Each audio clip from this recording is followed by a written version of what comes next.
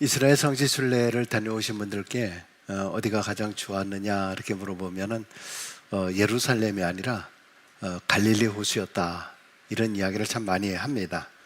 팬데믹 직전에 저희 성도님들 한 36명, 7명 정도가 우리 예루살렘 이스라엘 성지 순례를 하고 돌아왔는데요.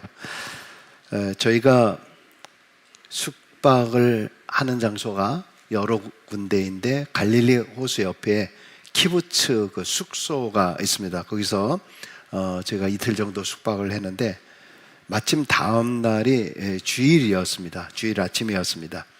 보통은 이제 강당에 모여서 함께 예배를 드립니다만은 날이 좋아서요, 우리 전부 이제 밖으로 나오게 했습니다. 그래서 갈릴리 호수를 바라보며 갈릴리 호수를 보면서 제가 함께 예배를 드리고 설교를 하였는데, 그때 많은 분들이 감동을 하시고 저도 아직까지 그 감동을 간직하고 있습니다.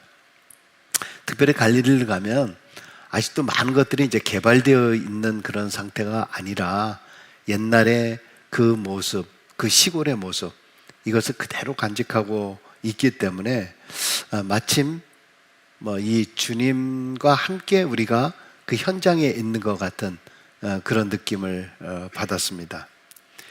갈릴리 호수는요, 이제 지도에서 보겠습니다만은 북쪽에 있고요.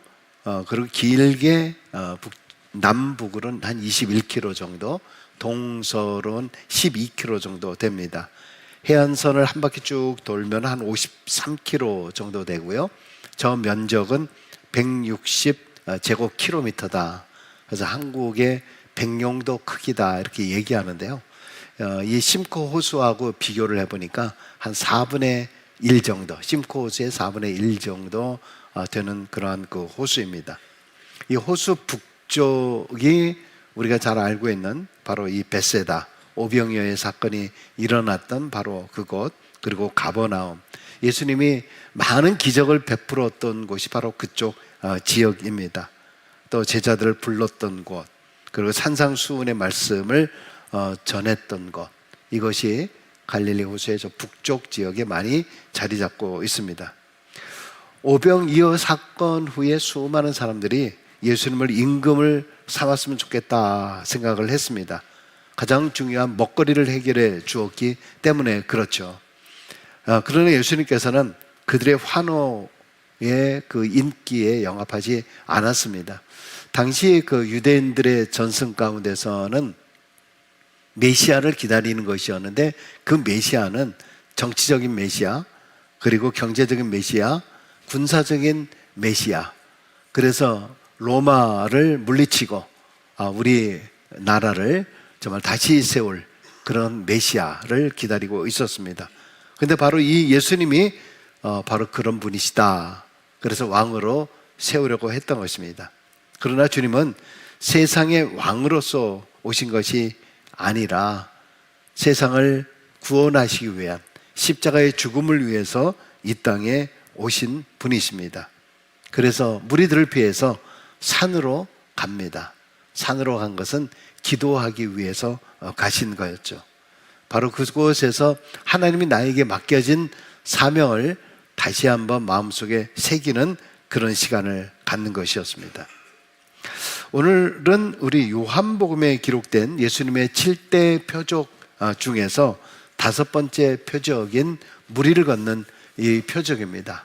우리가 너무 잘 알고 있는 말씀입니다만은 마태복음 14장과 마가복음 6장에도 기록이 되어 있습니다. 여러분에게 요한복음에 나타난 7가지 기적에 대한 말씀을 드리고 있습니다만은 저는 기적을 말씀하고자 하는 것이 아니라 이 기적을 통한 표적, 도대체 이 사인, 의미가 무엇인가라는 것을 우리가 깊이 유념해야 된다라고 하는 사실입니다. 자, 오늘 표적을 통해서 우리에게 첫 번째 주고 있는 말씀이 무엇인가? 첫 번째는 바로 풍랑 가운데 함께 하시는 주님이십니다. 이제 성지 순례를 가시면은 한 40분 정도 이렇게 배를 타는 그런 시간을 갖습니다. 근데 배를 탈 때 성찬식을 주로 합니다. 그래서 성찬식을 하면서 또 갈릴리를 바라보면서 바다 위에서 이 성찬식을 하는 것은 굉장히 큰 의미가 있습니다. 근데 성찬식을 못할 때가 있대요. 그것은 뭐냐면 배를 타도 이 풍랑이 센 날, 그리고 어떤 경우는 아예 배를 못 타는 그런 날이 있는데, 그것은 다름이 아니라 이 갈릴리라고 하는 이 바다 호수가 해수면보다 200m 아래에 있어요. 그래서 돌풍이 불거나 이러면은 배가 움직일 수도 없는 것이고요. 그것으로 말미암아 뭐 당연히 어부로서의 일도 할 수 없는 것이죠. 그래서 예기치 않은 이런 일들이 많이 일어난다고 합니다. 그래서 오늘 본문도 그런 상황으로 우리가 생각해 볼 수 있는데요. 16절과 18절에 이렇게 이야기합니다. 저물매 제자들이 바다에 내려가서 배를 타고 바다를 건너 가버나움으로 가는데 이미 어두웠고 예수는 아직 그들에게 오시지 아니하였더니 큰 바람이 불어 파도가 일어나더라. 여러분, 이 상황을 세 가지로 요약하면 이렇습니다. 첫 번째는 제자들이 해가 저물 때 떠났다라고 한 이야기입니다.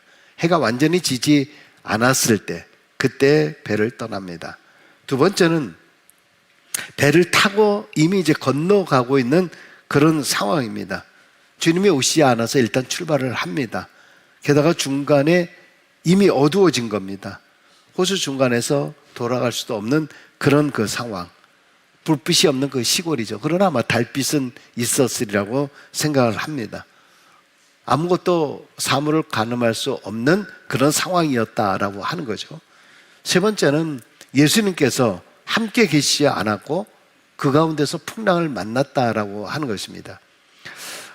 아무리 갈릴리 바다에서 익숙했던 그런 베테랑이라고 할지라도 풍랑을 만나니까 어떻게 할 수가 없는 겁니다. 길도 알 수 없고 또 방향조차도 알 수 없는 그런 상황.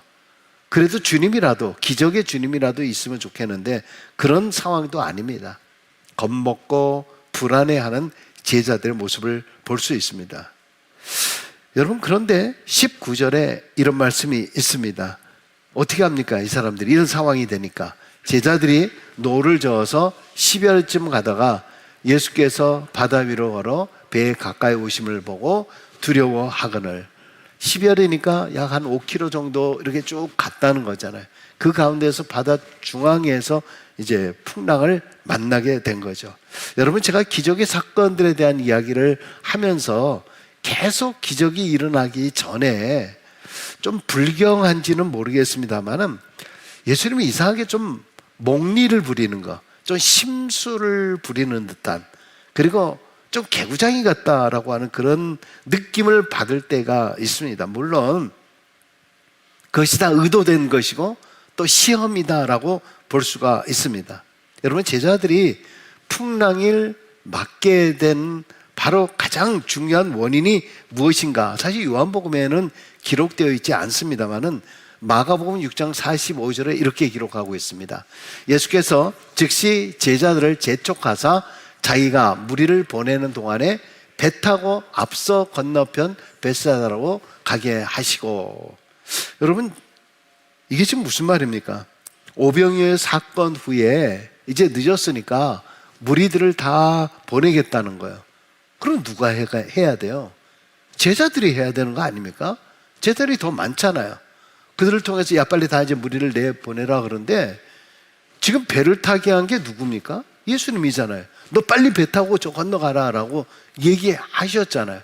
그리고 본인이 그때 혼자인데도 불구하고 자기가 다 내보내겠다, 다 가라고 하겠다, 그리고 재촉해서 빨리 가라고 얘기를 하는 거예요. 구태여 또 해가 지금 저물고 있는 그런 상황인데. 그런데요, 또 성경을 대조해서 이렇게 보면은요, 예수님이 이런 일이 일어날 줄 미리 알았던 것이 아닌가라고 하는 의심되는 대목이 있습니다. 그래서 마가복음 6장 46절과 48절 한번 같이 읽겠습니다. 무리를 작별하신 후에 기도하러 산으로 가시니라. 저물매 배는 바다 가운데 있고 예수께서는 홀로 무태에 계시다가 바람이 거스름으로 제자들이 힘겹게 노젓는 것을 보시고. 지금 무슨 말입니까? 지금 예수님께서 산에 기도하러, 그 예수님은 지금 무태에 계신 거예요. 땅에 계신 겁니다. 그런데 혼자 이제 기도하겠다고, 무리를 보내고 기도한다고, 자기는 땅에 있으면서 남아있다가 산에서 지금 내려다 보고 있다는 거 아닙니까? 지금 산에 가서 제자들이 지금 생고생하고 있는 걸 보고 있는 거예요. 참 마가복음에는 아주 독특한 이런 기록을 여기서 하고 있습니다. 여러분 어떻게 생각하십니까? 예수님이 심술이 있는 거예요? 예수님이 지금 개구장이처럼 이러는 겁니까? 예수님이 제자들을 지금 골탕 먹이는 건가요? 무엇을 생각하고 있을까요? 저는 이것도 제자들의 훈련이 아닐까라는 생각을 해보았습니다. 여러분, 사람들이 인기가 있으면 누가 힘을 줍니까? 인기가 있어진다라고 하면 주변에 있는 사람들이 힘을 줘요. 그 가신들 아니면 참모들, 이런 사람들이 마치 자기의 대단한 공로가 있는 것처럼 힘주지 않습니까? 자기가 뭐가 된 줄로 착각을 하는 겁니다. 아, 그 사람 나하고 뭐 친해, 나랑 뭐 잘 알아, 뭐 이런 식으로 얘기하지 않습니까? 저는 오병이어 사건 이후에 무리들과 마찬가지로 제자들도 착각이 있었다고 보여집니다. 그것은 뭐냐? 야, 이러면은 예수님이, 우리 주님이 왕이 되겠네? 야, 왕이 되면은 내가 한 자리 좀 차지할 수 있겠네? 저는 제자들의 이런 마음을 교정시키는 것이라고 생각합니다. 풍랑을 만났어요. 풍랑을 만나니까 어떻게 됩니까? 자기들이 이제 본업으로 들어가는 거 아닙니까? 베테랑이잖아요. 그래서 이 풍랑을 자기들이 헤쳐보려고 합니다. 어부의 실력으로 그동안에 경험했던 모든 그런 베테랑 같은 그 모든 일들로 이 풍랑을 제껴보려고 합니다. 실력을 보여주려고 합니다. 근데 어떻게 돼요? 풍랑을 만나서 꼼짝도 못하는 거예요. 뭘 보여주려고 할까요? 예수님께서 무엇을 그들에게 말씀해 주고 있는 것일까요? 그래, 네 힘으로 다 되더나? 네 힘으로 그 풍랑 이겨낼 수 있어? 그동안에 네가 갈고 닦았던 많은 실력들, 너의 경험들, 재주, 방법들, 그거 다 되더나? 네가 네 힘으로 할 수 있는 거야? 깨달음을 주시는 거 아닐까요? 꾸짖는 주님이 아니라 주님은 깨닫게 하신 주님이십니다. 신앙은요, 아무리 교훈을 줘도 깨닫지 못하면 그것이 내 신앙이 되지 못합니다. 수많은 사람들이 설교의 말씀을 들어도 이 말씀을 내게 깨닫지 못하면 그 말씀은 헛수고의 말이 되는 거예요. 그리고 항상 우리의 삶 가운데서는 말씀이 없이 누구 탓, 재수 탓, 환경 탓, 그런 사람들은 신앙으로 일어나지 못해요. 신앙인이 될 수 없는 거죠. 자, 풍랑을 만나서 고생하는 제자들을 보시고 밤사경이라고 하면 오늘 시간으로 새벽 3시에서 6시까지, 그때 바다 위를 걸어서 제자들에게 가셨습니다. 여러분, 주님께서는요, 이런 교만한 우리의 모습임에도 불구하고 우리가 힘들어하고 어려운 고난을 당할 때에 우리를 위해서 기도하시면서 지켜보고 계시다라고 하는 것입니다. 결코 주님은 우리를 외면하거나 잊지 않으셔요. 우리가 당하는 모든 그러한 억울함을 보고 계십니다.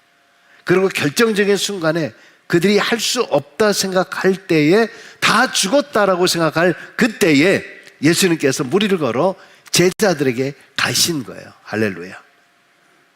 자, 무리를 걸어 오시는 것을 보고 제자들이 두려워하면서 뭐라 그랬어요? 유령이다 그럽니다. 유령이다. 주님은 내니 두려워하지 말라라고 이야기합니다. 여러분, 사람들은요, 다급해지면은요, 신앙이고 뭐고가 없어요. 평상시에는 대단한 신앙인인 것처럼 보이는데 평소에는 늘 주님 이야기하며 주님의 은혜 가운데, 감사 가운데 살던 분이 풍랑이 닥치면요, 오직 현실에 발목이 잡혀요. 하나님이 보이지 않습니다. 여기저기 세상적인 방법, 세상적인 도움, 힘을 구합니다. 그러다가 절망에 빠지게 되고, 그래서 희망을 잊고 가능성을 닫아버립니다. 참 이상하게도 신앙을 가지고 있다라고 하면서 우리가 먼저 바라보는 것이 뭐냐? 유령이에요, 유령. 유령이라고 하는 것은 헛개비잖아요. 유령이라고 하는 말은 고스트, 실체가 없는 영혼, 죽은 사람의 혼령이다. 헬라어로는 판타스마라고 해요. 이거는 환상 중에 보이는 그러한 귀신의 영역.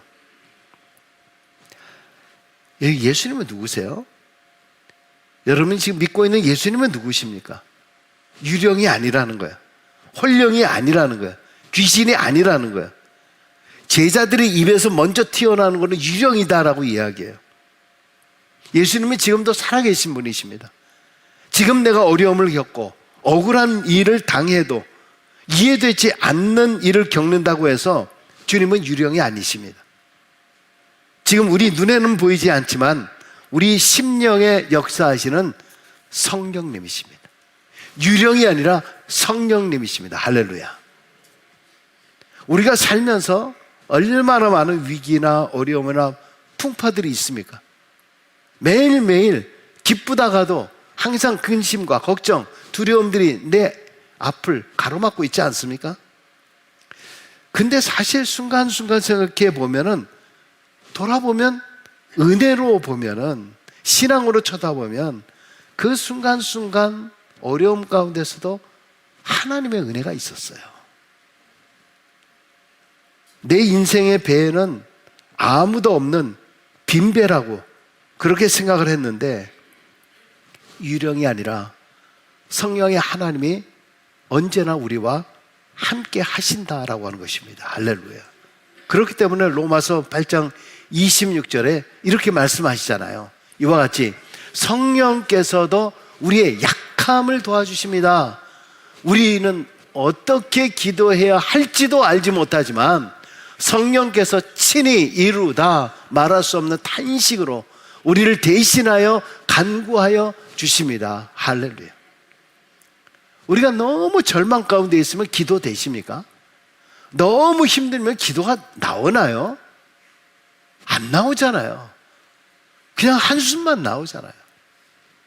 여러분, 그러나 풍랑을 두려워하지 마십시오.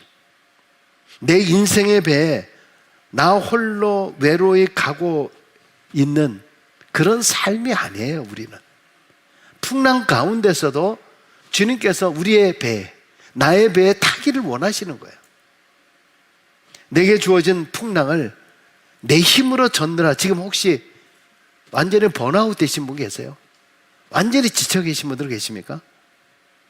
때로 모든 걸 다 포기하고 싶을 때, 그런 때가 혹시 있지 않으셨나요? 여러분, 하나님께서 지금 능력이 없어서 기적을 베풀지 않는 것이 아니라 깨달음의 시간을 기다리는 거예요. 여러분 각자에게 지금 깨달음의 시간이 있기를 원하는 거예요. 깨달음이라고 하는 것은 나를 깨서 아는 거예요. 빨리 내가 깨져야 돼요. 내가 깨지지 않았기 때문에 알지 못하는 거예요. 주님의 비밀을 알지 못하는 거예요. 내 안에 의심이냐, 믿음이냐, 아직도 세상이냐, 하나님이냐, 나냐, 주냐. 그렇기 때문에 내가 두려움이 있는 거예요. 그런데 바로 그때 주님께서 내니 두려워하지 말라. 내니 두려워하지 말라. 여러분, 이 말씀은 뭐예요? 풍랑 가운데서도 내가 너와 함께 있다라고 하는 말씀 아니에요? 그래서 우리가 잘 아는 이사야 41장 10절에 뭐라고 얘기합니까? 두려워하지 말라. 내가 너와 함께 함이라. 놀라지 말라. 나는 내 하나님이 됨이라. 내가 너를 굳세게 하리라. 참으로 너를 도와주리라. 참으로 나의 의로운 오른손으로 너를 붙들리라. 할렐루야, 할렐루야. 두 번째, 그런데 내 신앙생활의 현주소가 어떠냐라고 하는 거예요. 그럼에도 불구하고 이 사건에 대해서 마태복음 14장에 우리 같이 읽었습니다만은 덧붙인 사건이 있잖아요. 그게 뭡니까? 베드로가 물 위를 걷는 사건이잖아요. 베드로가 말합니다. 마태복음 14장 28절에 주여 만일 주님이시거든 나를 명하사 물 위로 오라 하소서. 주님께서 말씀하십니다. 오라 하시니 베드로가 배에서 내려 물 위로 걸어서 예수께로 가되. 자, 여기서 드디어 퀴즈의 시간이 돌아왔습니다. 퀴즈의 시간이 돌아왔습니다. 지난번에는 온라인으로 때문에 제가 온라인으로 냈는데 대답이 안 들려. 하신 분 있나요? 집에서 들리질 않아가지고 제가 그냥 넘기고 말았는데 오늘은 들려야 될 것 같아요. 자, 기적의 사건이 일어날 때마다 던지는 퀴즈. 오늘 퀴즈는 뭐냐? 베드로가 언제 무리를 걸었을까? 1번, 예수님이 오라 하셨을 때. 2번째, 배에서 내렸을 때. 3번째, 걷기 시작할 때. 4번째, 주님을 바라보았을 때. 5번째, 모름. 자, 시작. 5번. 아까 1부 때 위지사는 4번 그러더니 지금 바뀌었어. 모름으로 5번으로 바뀌었네. 또 몇 번? 잘 모를 때 그냥 모름이 최고야. 그러죠, 최고죠. 저도 몰라요. 나도 몰라. 그러니까 주장하지 마세요. 주장하지 마. 근데 이제 성경을 볼 때요, 저는 이제 여러 가지 이제 번역본을 대조하고 이렇게 이제 봅니다만은 가장 쉽게 얘기하면 이제 영어본의 NIV 성경에 보니까요, 이 모든 것들을 과거형으로 돼 있더라고요. 그러니까 내렸다, got down. 비러가 got down. 완전히 내렸어요. 내릴까 말까, 갈까 말까 한 것이 아니라 내렸어요. 그러고 나서 walked. 걸었다는 거예요. 그래서 이미 걸은 거예요. 걸었어요. 그 다음에 주님 앞에 간 거예요. 갔어요. 이 이야기는 무리를 이미 걸었다라고 하는 그거 사실이 성취된 겁니다. 무리를 걷는 기적이 이루어진 거예요. 이 놀라운 기적이 일어난 거예요. 근데 이 놀라운 이 기적을 김새게 만든 거 있어요. 왜 이 김새게 만들었냐?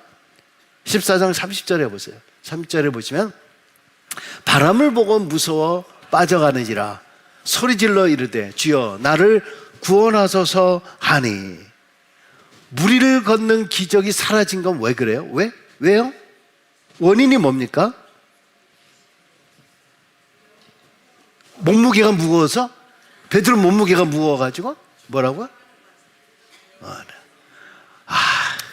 졸지 않아서 감사합니다. 네네. 퀴즈를 내니까 안 좋네. 감사하네요. 퀴즈. 지금 베드로가 주님 바라보았잖아요. 그때 기적의 역사들이 일어났잖아요. 근데 지금 어디를 봤어요? 바람을 보니까 어떻게 됐어요? 두려워하여. 바람을 보니까 무서워서. 근데 이 상황 속에서 살 수 있는 방법이 뭐예요? 누굴 찾는 거예요? 주님을 찾잖아요. 뭐라 그랬어요? 주여 나를 구하소서. 주여 나를 구하소서. 이 풍랑의 사건, 바닷속에 들어간 이 모든 사건, 이것에서 벗어날 수 있는 길이 뭐냐? 누구를 찾는 거냐? 주님을 찾는 거야. 예수님은 즉시 손을 내밀었다 그랬어요. 즉시 손을 내밀어. 아마 이 말 안 했으면 베드로가 물 엄청 먹었을 것 같아요. 물 엄청 먹었어요. 즉시 손을 내밀어서 그를 붙잡. 믿음이 작은 자여 왜 의심하였느냐? 베드로를 이끌어 배에 함께 오르니 바람이 그쳤다 그랬어요. 바람이라고 하는 것이 기적을 일으키지 못하게 하는 근본 원인이 된 거예요. 여러분 한번 잘 생각해 보세요. 신앙생활 하시면서 교회생활 하면서 열심히 기도한다고 했는데 왜 이 기적의 역사들이 나타나지 않는가? 왜 그럴까요? 바람 보고 있는 거잖아요. 바람.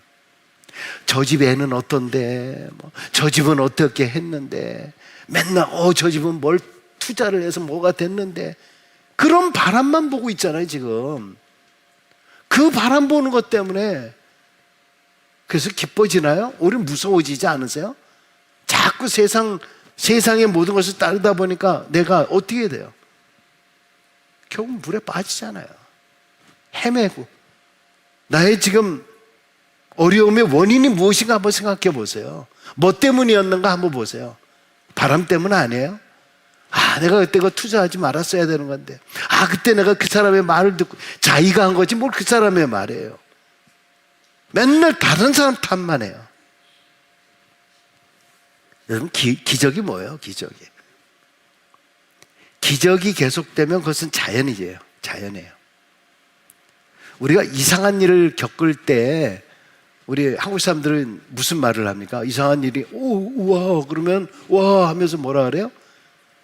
해가 서쪽에서 뜨겠네 그러잖아요. 그죠? 해가 서쪽에서 뜨겠네. 와.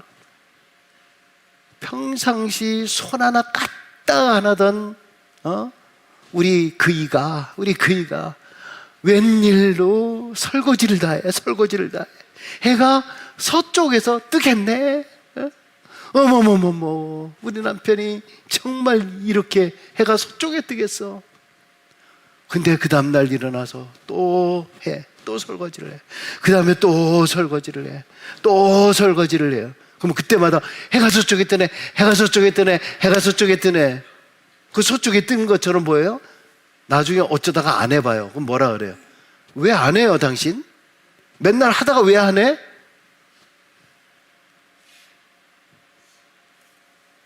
해가 맨날 서쪽에 뜨면은요, 하나도 이상할 게 없어요. 어쩌다 한두 번 일어나는 것이기 때문에 기적이 되는 거예요.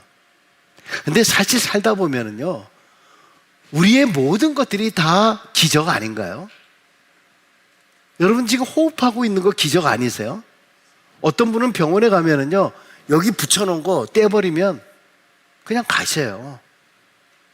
그러니까 내가 지금 호흡하고 있는 거 기적이잖아요. 내가 지금 살고 있고 눈으로 쳐다보고 있고 하고 있는 것, 여러분 기적의 삶 살고 있는 거 아닌가요? 근데 왜 기적이 없다 그러세요? 매일매일 일이 삶의 기적이잖아요. 자동차 운전하는데 내가 쌩쌩 가고 있는데 앞에서 쌩쌩 오는데도요, 신나게 가요. 그게 조금만 끄떡하면은 가버리는 건데. 여러분 사실 어떻게 보면은 매일매일의 삶이 기적의 삶이면서 동시에 매일매일의 삶이 사실은 무리를 걷는 삶 아닌가요? 어떤 일이 어떻게 무슨 일이 일어날지 알지 못하는 우리의 삶이에요. 제가 밴쿠버에 있을 때 오래전에 우리 동문 모임이 있었는데 그 후배 목사님이 선배 목사님한테 이런 질문을 하더라고요. 선배 목사님 약간 기분 나쁜 듯이 이야기를 하더라고요. 선배 목사님 이민교회 목회하시면서 교회도 크시고 지금 큰 목회하고 계시는데 남들이 다 부러워하고 있는데 좀 우리 후배들 좀 잘 좀 이끌어 주시고 돌봐줘야 되는 거 아닙니까? 이렇게 얘기해요. 그때는 그 선배 목사님이 하시는 말씀, 이런 말씀 하시더라고요. 죄송합니다, 미안합니다, 후배 목사님들. 참 목회는 늘 살얼음판 걷는 것과 같아서, 참 그렇게 해서 돌보지 못해서 미안하다는 거죠. 언제 어디서 짱 하고 깨질지 모른다는 거예요. 여러분 사업은 안 그런가요? 사업이 잘 되는 사람이 있지만은 이 사업이 어디서 삐걱거릴지는 모르잖아요. 여러분이 직장생활을 하시면서도 어디서 삐끄덕거릴지 모르잖아요. 누구는 승진했는데 나는 승진 못하고. 우리 건강 문제도 그렇지 않습니까? 지금 언제 어디서 무엇이 일어나게 될지 누가 장담할 수 있는 게 있어요? 한마디로 매일매일 기적의 삶을 살고 있는 거 아닙니까? 항상 젊은 사람들은 어른들을 잘 이해 못 하잖아요. 그러다 자기가 결혼해서 애 낳고 살다 보면 그때 뭔가를 깨닫기 시작을 해요. 또 사회생활을 하면서 자기 마음대로 모든 게 되어지지 않을 때 그때 또 깨달아요.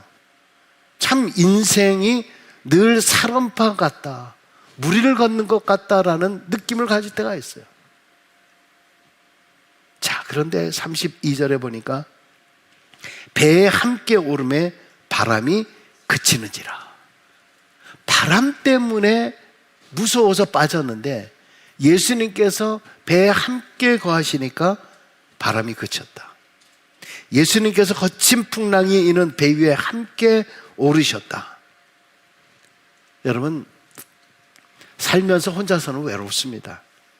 누군가와 함께 한다는 것이 얼마나 큰 힘이 되는지 모릅니다. 그래서 전도서 4장 2절에 보면 한 사람이면 패하겠거니와 두 사람이면 맞설 수 있나니 세 겹줄은 쉽게 끊어지지 아니하느니라. 무슨 말입니까? 인생의 삶이 늘 무리를 걷는 삶이긴 하지만 땅에서 하는 일입니다. 그래서 혼자서는 어렵지만은 누군가 아내든 남편이든 친구든 성도든 그들을 의지하다 보면은 그래도 힘이 되지만 사람의 관계는 언제든지 깨어질 수 있는 거예요. 바로 여기에 뭐예요? 삼겹줄. 하나님과 연결되어 있으면 안심이라는 거예요. 할렐루야. 여러분, 이 사건이 주는 교훈이 무엇일까요? 첫 번째는 인생에는 생각지도 못한 폭풍과 파도가 있다는 거잖아요. 믿음이 좋다고 해서 이런 것이 없는 게 아니에요. 새벽기도 열심히 하고 열심히 신앙생활을 해도 위기는 누구에게나 옵니다. 예수님에게도 위기가 있었잖아요. 사단의 유혹과 시험이 있었습니다. 가까운 사람들을 통해서 예수님을 공격합니다. 심지어 예수님을 추종했던 그 수많은 사람들, 전 왕으로 세우겠다라고 하는 사람들이 나중에 예수님을 십자가에 못 박으라고 그렇게 얘기하는 배신을 받지 않았습니까? 여러분, 우리 인생의 모든 삶이 장밋빛 인생이 아니잖아요. 때로는 자녀가 갑자기 병이 드는 경우, 감당할 수 없을 것 같은 큰 일이 생길 때가 있어요. 이런 일들은 남들에게나 있는 것이다 라고 생각을 했는데 어느 날 그게 나에게 다가왔을 때 얼마나 많은 당황이 있습니까? 다른 사람에게 정말 말할 수 없는 어려운 일들, 이런 것들이 각자 인생의 삶 가운데 고비고비마다 얼마나 많으십니까? 선인이건 악인이건 간에 누구에게나 다 고난은 있는 법입니다. 우리에게 계획된 그런 고난도 있지만은 계획되지 않는, 내가 전혀 생각하지도 못했던 고난이 있다라고 하는 사실도 알아야 합니다. 두 번째는 고난의 때에서 주님은 우리를 지켜보고 있다는 것입니다. 부모가 자녀가 건강하면 그냥 두지만 심히 아프면 자녀의 곁을 떠나지 못합니다. 마찬가지로 하나님은 연약한 우리의 모든 처지와 형편을 가까이서 지켜보고 계시는 거예요. 결코 멀리 계신 분이 아니십니다. 우리와 함께 하시는, 우리 배에 타시는 분이 있어요. 세 번째, 예수님은 나의 때가 아닌 주님의 때에 나타나신다는 거예요. 나에겐 지금 힘들고 어려운 순간이지만 어쩌면은 주님이 지금 나타나지 않는 것은 아직은 상황이 괜찮다는 거예요. 어쩌면은 주님을 의지하려고 하는 그 마음을 더 보시려고 하는지 몰라요. 여러분, 우리가 기도한다라고 하는 것은 좌절하지 않고 뭔가를 기대하는 거예요. 여러분, 그런데 여러분 가운데서 기도를 하지 않는 이유가 뭔가요? 기도하지 않는 두 가지 이유가 있어요. 첫 번째는 이거는 하나님도 할 수가 없다. 하나님도 별 수가 없다. 이 상황 속에서 어떻게 해결책이 없다. 그러니까 기도하지 않는 거예요. 두 번째는 뭐예요? 이건 내 힘과 내 능력으로 다 할 수 있다. 나 하나님 없어도 나 혼자 다 할 수 있다라고 생각하기 때문에, 그러니까 나 능력 있다라고 생각하니까 기도 없는 거 아닙니까? 제자들이 뱃속에서 풍랑 가운데 자기들이 다 해보려고 했잖아요. 그런 것처럼 그렇게 생각하시니까 기도가 없는 거죠.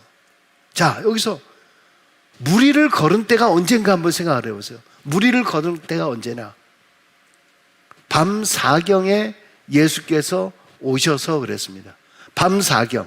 아까 말씀드린 대로 새벽 3시에서 6시예요. 배가 출발한 게 언제쯤이라 그랬죠? 아까? 해가 저물려고 할 때. 그러면 해가 저물려고 했다라고 생각하면 6시나 7시? 뭐 더 다를 수도 있겠지만은 지금 배가 떠난 것이 한 6시, 7시라고 하면 예수님이 풍랑이 있었던 이 시간들, 예수님이 오신 이 시간 한 몇 시간이 되는 거예요. 그럼 대략 계산 빨리 안 되시죠? 계산 되십니까? 예? 뭘 그걸 찍어요, 이걸 핸드폰을. 뭘 그걸 가지고 핸드폰을 찍고 계시지? 아, 참. 핸드폰 없이는 못 사니까요, 요즘에. 예. 거의 한 9시간, 10시간. 갈릴리 바다 위에서 9시간, 10시간을 사경을 헤매는 거예요. 사경을 헤매는 거. 이 말은 뭐냐 하면 풍랑 가운데 제자들이 해볼래야 해보고 다 해봤는데 할 수 있는 것이 풍랑이 잦아진 게 없어요. 모든 것을 어쩔 수 없이 포기해야 할 때 숨이 넘어가는 바로 그 순간에 밤 사경에 바로 주님의 시간에 그때 온 거예요. 할렐루야. 여기서 우리는 예수님을 발견하는 눈을 떠야 합니다. 하나님의 은총의 시간이에요. 하나님의 자비의 시간입니다. 긍휼의 시간입니다. 오히려 풍랑의 가장 힘든 시간에 하나님의 지극하신 은총과 은혜가 무엇인지를 깨닫게 해준다라고 하는 것입니다. 그래서 우리의 입술을 통해서 어떤 말이 나오는 거예요? 하나님, 정말 내 힘과 내 능력과 내 방법이 아니군요. 모든 것이 하나님의 은혜입니다. 이 신앙의 고백을 받기를 원하시는 거예요. 할렐루야. 내 신앙이 그때 한 단계 업그레이드 되는 거예요.